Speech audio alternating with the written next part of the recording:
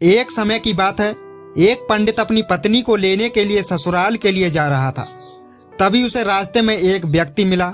उसने पंडित से पूछा, महाराज कितनी दूर तक जा रहे हैं? पंडित ने कहा कि मैं अपनी पत्नी को लेने ससुराल जा रहा हूँ।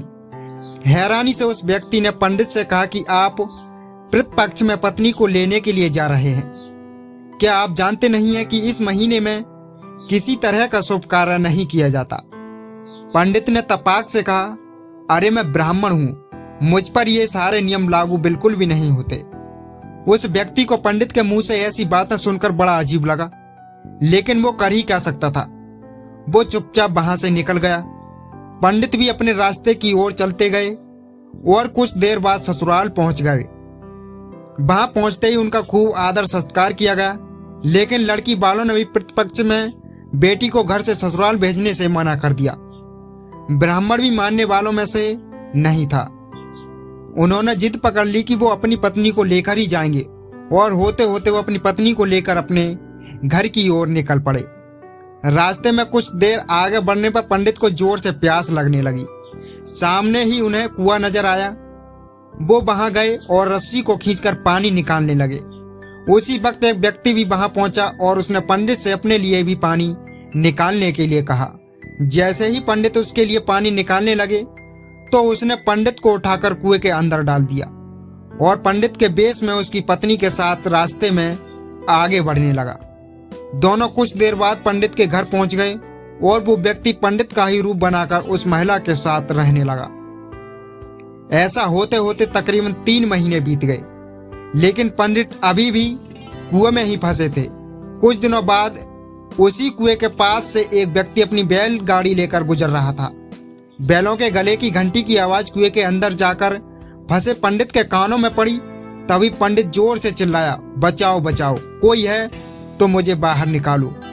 बैल लेकर जा रहे उस आदमी को लगा कि कुएं से कोई भूत बोल रहा है। फिर वो हिम्मत करके कुएं के पास गया और पूछा, कौन हो तुम? पंडित ने कुएं के अंदर से ही उस व्यक्ति को अपने साथ हुई पूरी घटना के बारे में बता दिया।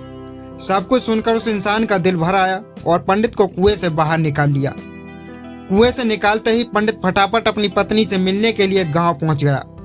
वहां जाते ही उसे पता चला कि उसी के बेस में एक इंसान उसके घर में रह रहा है। पंडित ने अपने पिता को बताया कि मैं आपका असली बेटा हूं। इसने मुझे कुएं में धक्का मार दिया था और मेरा रूप लेकर यहाँ आ गया है। यह बात पंडित ने पूरे गांव वालों को बोलने लगा, लेकिन किसी ने उसकी बात पर भरोसा नहीं किया।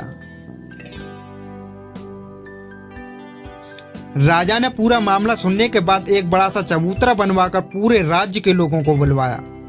साथ ही एक लोटा भी वहां रख दिया।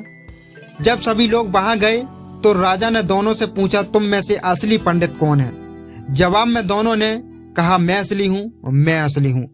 इस बात को सुनते ही राजा ने कहा कि जो भी जल्दी से इस लोटे में घुसकर बाहर निकलेगा उसी को मैं असली पंडित घोषित कर दूंगा। इतना सुनने पर झट से एक पंडित लोटे के अंदर घुस गया।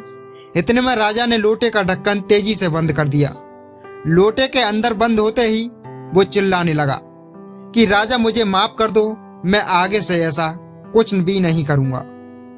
इतना सब देखकर लोग समझ गए कि असली पंडित कौन है। सबको पता चल गया कि वो एक भूत था जो लोटे में घुस गया। वह पंडित को सबक सिखाने के लिए उसका रूप बनाकर उसी के घर में रह रहा था, क्योंकि वो पितृपक्ष में शुभ कार्य कर रहा था। कहानी से दोस्तों क्या शिक्षा मिलती है? बड़े बुजुर्गों द्वारा कही गई बातों के पीछे कोई ना कोई वजह छिपी जरूर होती है, इसलिए शुभ कार्यों को पितृपक्ष में नहीं किया जाना चाहिए। बुजुर्गों के अनुभव के आधार पर ही कुछ समय के लिए पितृपक्ष के दौरान शुभ कार्य करने से रुक जाना चाहिए। तो दोस्तों, आपको ये कहानी कैसी लगी हमें कमेंट करके जरूर बताएं। अगर आपको कहानी सही लगी तो प्लीज वीडियो को लाइक करके चैनल को सब्सक्राइब करके सभी दोस्तों के साथ इस कहानी को शेयर करें। धन्यवाद।